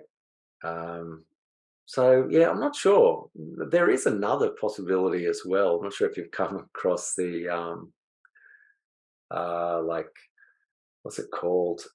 Crust displacement theory, the Charles Hapgood theory. I had met someone once who had thought Australia was actually much further south for a lot of the last, couple of thousand years. But no, I'm not sure. To be honest, I haven't really looked that much into ley lines and how they work or why they work. But there's definite enough strange parts to it that, there's definitely something there. Mm-hmm. All right. So from our previous presentation with you, Tiahuanacu in Bolivia proves how easy it is to make a new narrative stick within a 200-year time frame. So considering that according to mainstream history, modern Australia is only 235 years old, what are your thoughts on Australia's history before? Not sure, actually. Really not sure. Yeah, Australia's has it's probably the most difficult of any continent to piece together what has actually happened. And one of the reasons, as you said, we're so young. If we're just a little bit older, we would be able to. I think we'd have much better concept on how things piece together. It's always been so strange, Australia, that seemingly for no reason, a town will pop up and build something amazing, and then the population declines, and we go through this cycle. But no, I'm not sure how it happened. I'll be honest, I've mostly looked into the era of Australia that's quite a bit before that, more like the Nephilim era. I came across some stones when I was in Finland. I'd gone to Estonia. I wanted to see this meteor crater, and it's a very important meteor crater mythologically. And it was the first time that I realized, like, why are all the meteor craters perfectly round? And it just at the time, I don't know how young I was then, but at the time it just made no sense. I'm like, I couldn't quite get what was going on. And there's never really any debris of the actual meteor. There's just a big round hole in the ground. Just a big round hole, just like an ice cream scoop. It's just taken hold of the dirt and moved it to a nice, perfect little shape. So I came across a rock in Finland. They got quite a few of these balancing rocks, and I've got kind of an interest in balancing rocks. And apparently, the rocks were moved down by glaciers and then just happened to balance perfectly on another rock. And there's plenty of photos of them. To me, the odds of that happening are just trillions to one, since there's no other rocks there. There's just like one rock came down out of the glacier and landed on another rock, and then in the whole melting didn't move. And I ended up looking at quite a few of these. This is a very long time ago. And the one I eventually found had multiple rocks that had eroded down from the water when the glaciers had broken. And you've seen, like, I guess, natural rocks that stand on top of each other, but you just kind of push credulity a little bit. You're like, well, is that one also natural? And then is that one? And they kind of get more extreme to where you're like, well, where's the line stop? I'm pretty sure that one's not natural. Pretty sure that one is, but I have no way of knowing. So we went and had a look at it, and I was with a group of friends. I was doing this thing called couch surfing at the time when I was young, and with a bunch of like 7 people traveling around. And one of them was a geologist, or he had a knowledge of geology, and he looked at the rocks and he said, oh, they're in the wrong order. And after that, I've come across this 3 or 4 times around the world where there's a big balancing, not just a stone, but when the stratum of the stones is actually balancing. There's one near where I live that I haven't gone to. I'll go to it next weekend and I'll report back. But you'll just see a pile of natural rocks. And, sure, you get a pile of natural rocks, but some of them don't look natural. And so we started looking at them, and he found that the rocks weren't in the natural order they would have eroded out from. But someone had picked one up, taken the middle one, put it on top, put them back there. Wow. He was 100% adamant that they're out of order. Wow. Yeah. And so afterwards, when he explained it a little better, then you could quite clearly see it. We're only 100 meters from where the rest of the rock is. That to me was so mind-blowing. Why someone would do that? It's almost like, making a joke that no one else gets. Like, what was the purpose of it? It can't just be random. No one could be that bored when you're trying to survive and whatever. That's the thing. That's the era that I think I'm most interested in Australia, it's a much older era. Well, yeah, that's kind of the question, was just like before Cook. So everyone says we don't know anything about what happened before Yeah. Cook. Like literally the rest of the world is evolving. You know, there's cities popping up everywhere, and then Australia's just here doing nothing. Yeah. Like I just don't. No, And it is massive. weird. It's massive. It's a massive continent, but everyone just didn't find it. You know? No, it is very weird So like there was because definitely something going on here. yeah. And Yeah. then, you know, whether, you know, it was a cataclysmic event a very, very, very long time ago that wiped out, you know, everything and everyone, and just, you know, all we ended Or up was with it even more recent, was, you know? yeah, well, who knows? Who knows? But I just find it extremely odd that,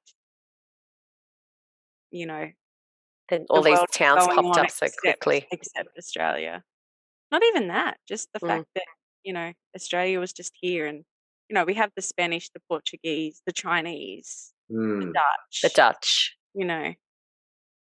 But no, I know what you mean, because also in a lot of those mythologies that became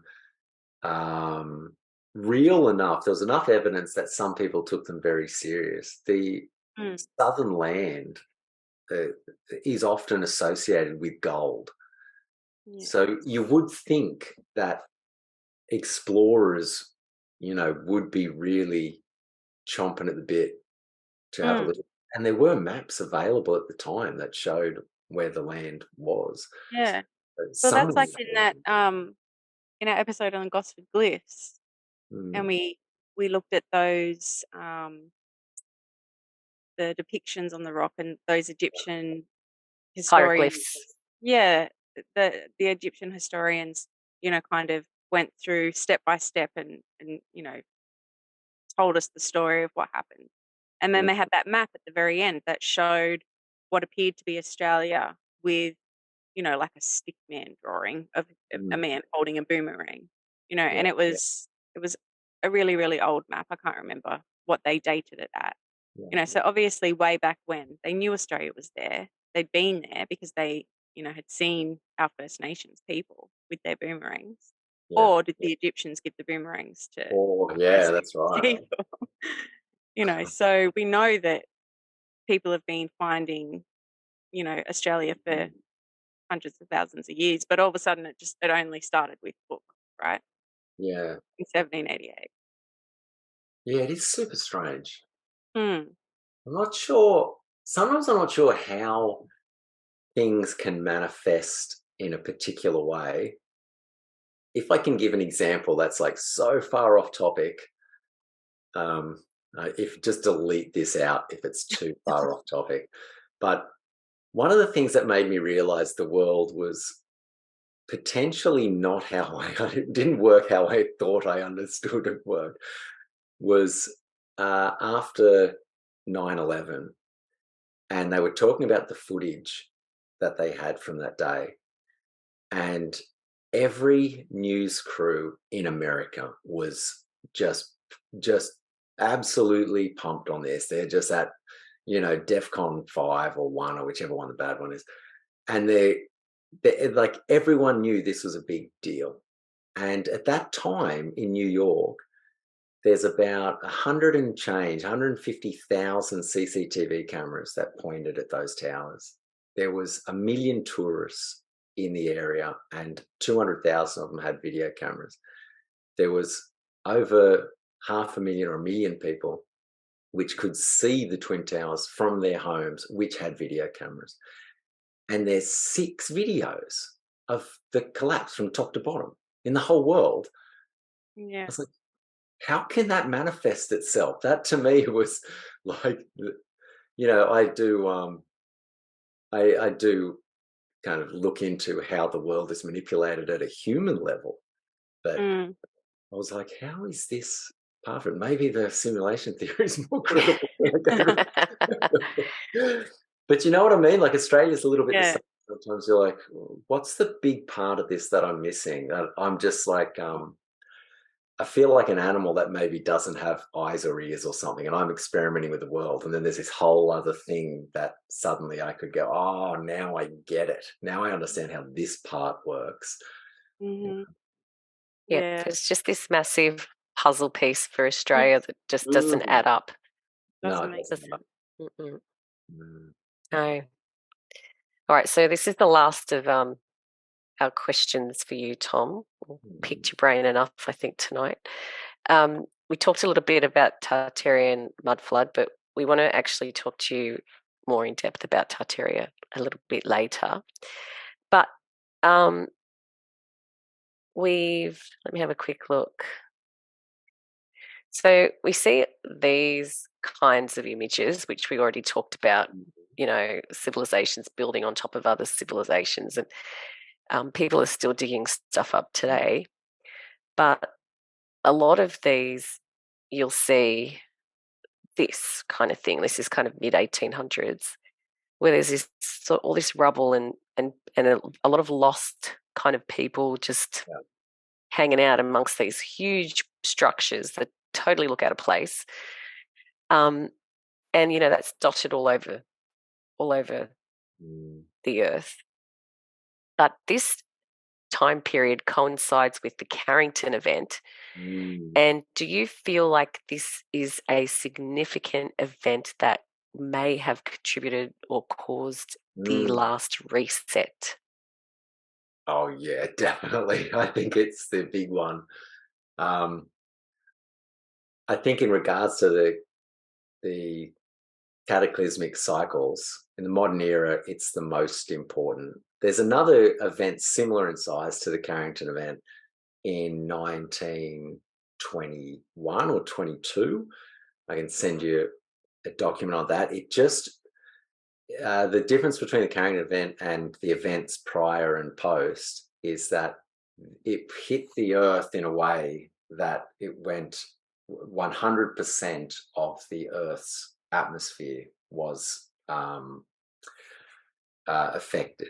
So there you can get an event, say, just in the north, just in the south, or Earth facing. So wherever the sun is shining, you know, that's the part that gets hit by the solar storm. The Carrington event got the whole Earth. And if that happened today, it is a full reset. And it is a reset at such a scale that in New South Wales, they ran a resilience themed readiness or preparedness project about 5 years ago for a Carrington style event. And after a few days, they just quit it.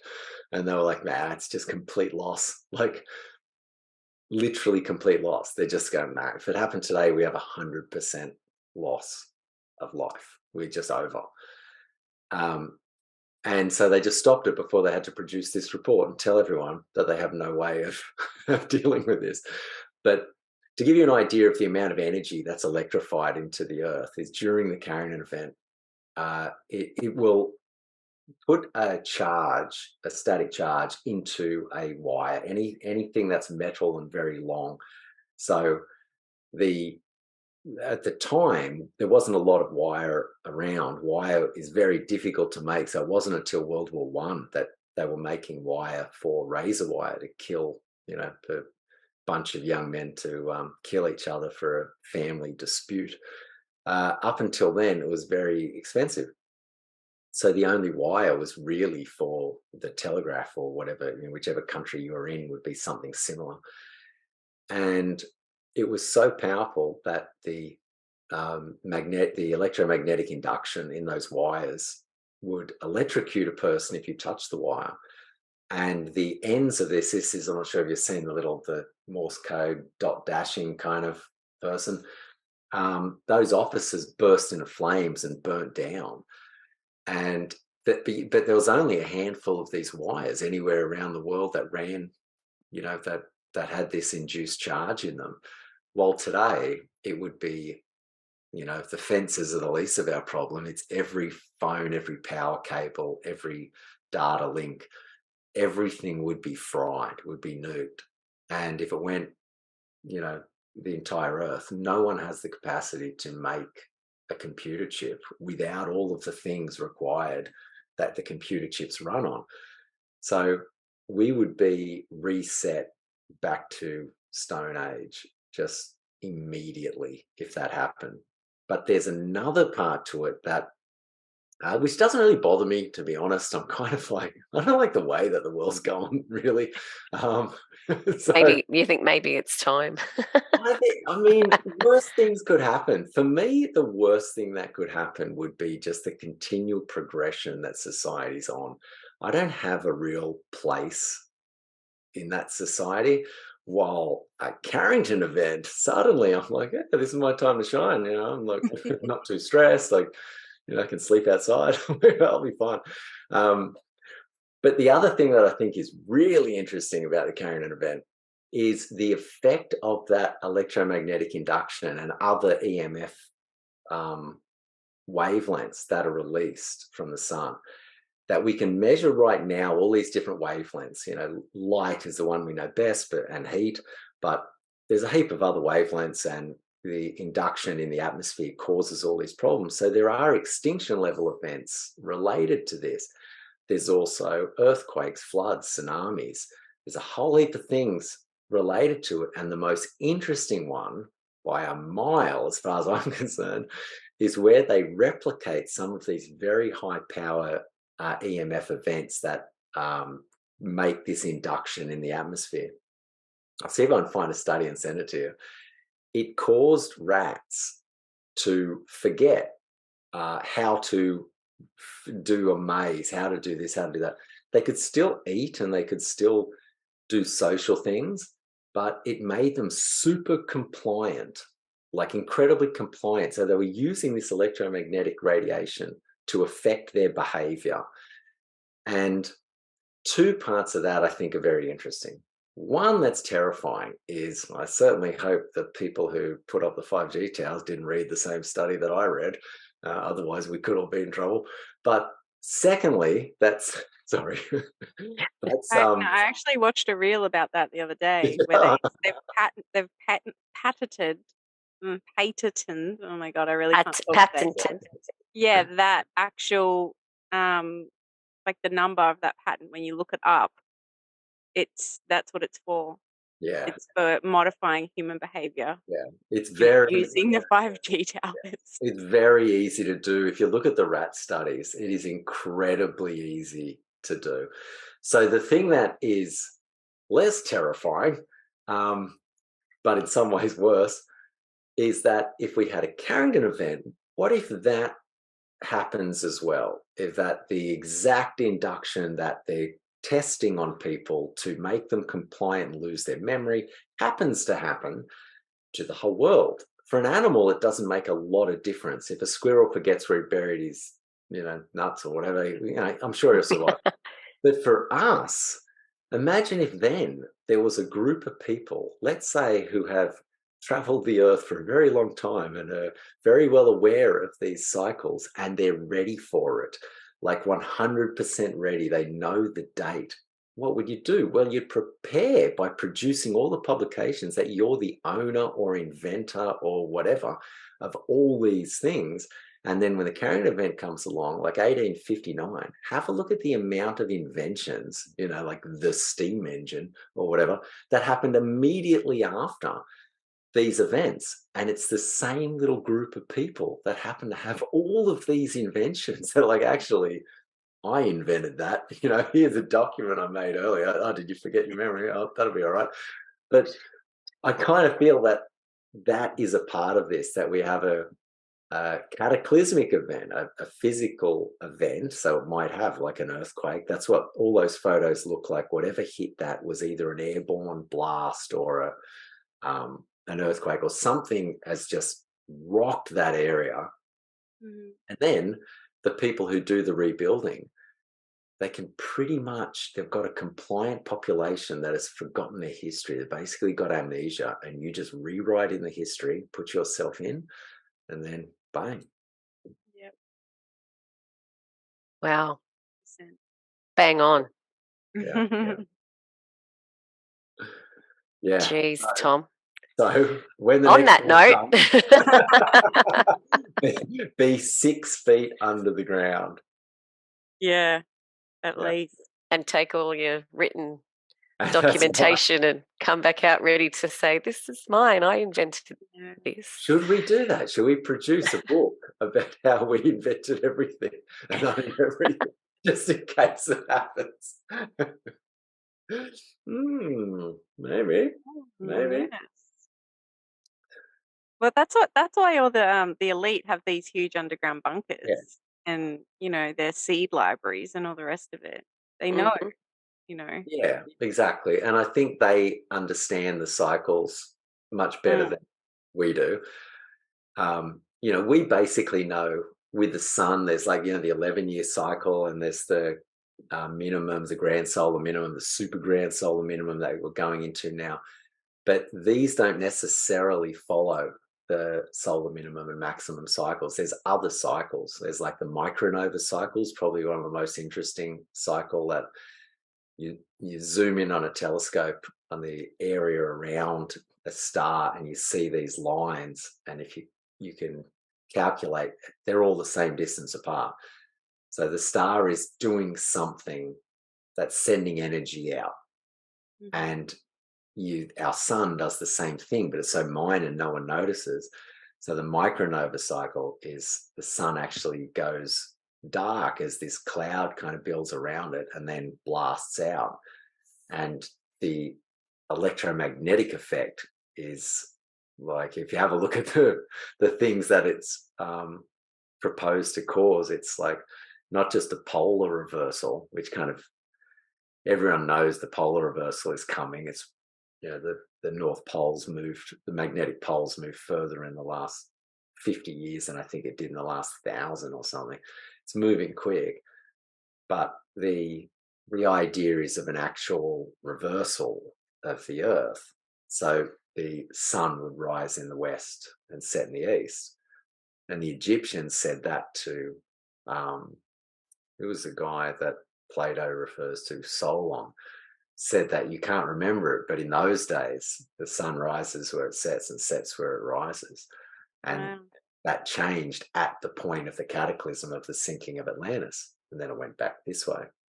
So and then there's a heap of other cycles as well that they're barely understood, but if someone did know them, it does give you a huge example for your, let's just say you happen to have a long-term Luciferian agenda. So it gives you a very big advantage over everyone else. Absolutely. Well, I think we should call it a night, guys, but it's been a pleasure, Tom. Once again, very enlightening. You've taught us lots and probably, made us be unable to sleep tonight. It's going to be all right. So many more questions now that have come from this, but no, you've answered all our questions, and I'm pretty sure our viewers are going to be very happy with your answers and your opinions, because you're so knowledgeable on so many different things. It's awesome. I'm actually looking forward to going deeper into some of this Nephilim and Atlantis and all that. That's right down my alley. But Casey, it's been fun. And Tom, do you want to have any last closing? Yeah, I would love to just say that most of the things that I look into, I very rarely find someone who agrees with everything that I say. And that's all right. I really feel this is about, all of us working through things and asking questions. And I definitely don't have a lot of answers. I ask a lot more questions than I have answers. So, I didn't want to kind of poo-poo the idea of the geopolymer. I actually do think it is a thing. I've seen the rendering and I've seen things that make me think that type of chemical reaction, it was much better understood in the past, kind of like everything was better understood. But it's just not, I didn't see evidence of that in the megalithic sites I went to.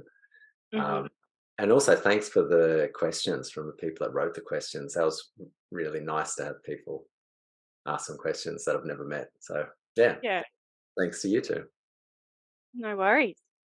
Well, we'll see what kind of response we get from this episode. I'm sure it will be amazing, and they'll probably want more Tom. So we should just tell people too that you do have an Instagram. So did you want to share that so that if they want to send you any questions or message you? Sure.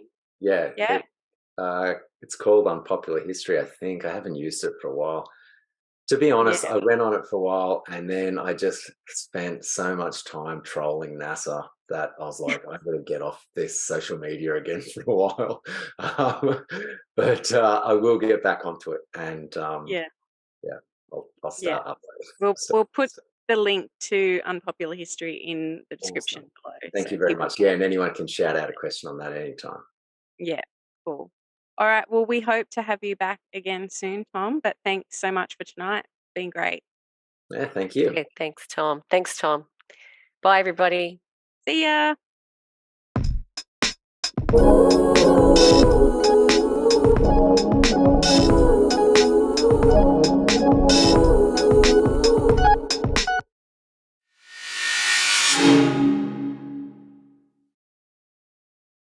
Now, you want some tangible proof you can put your hands on that no historian, no CGI can mess with?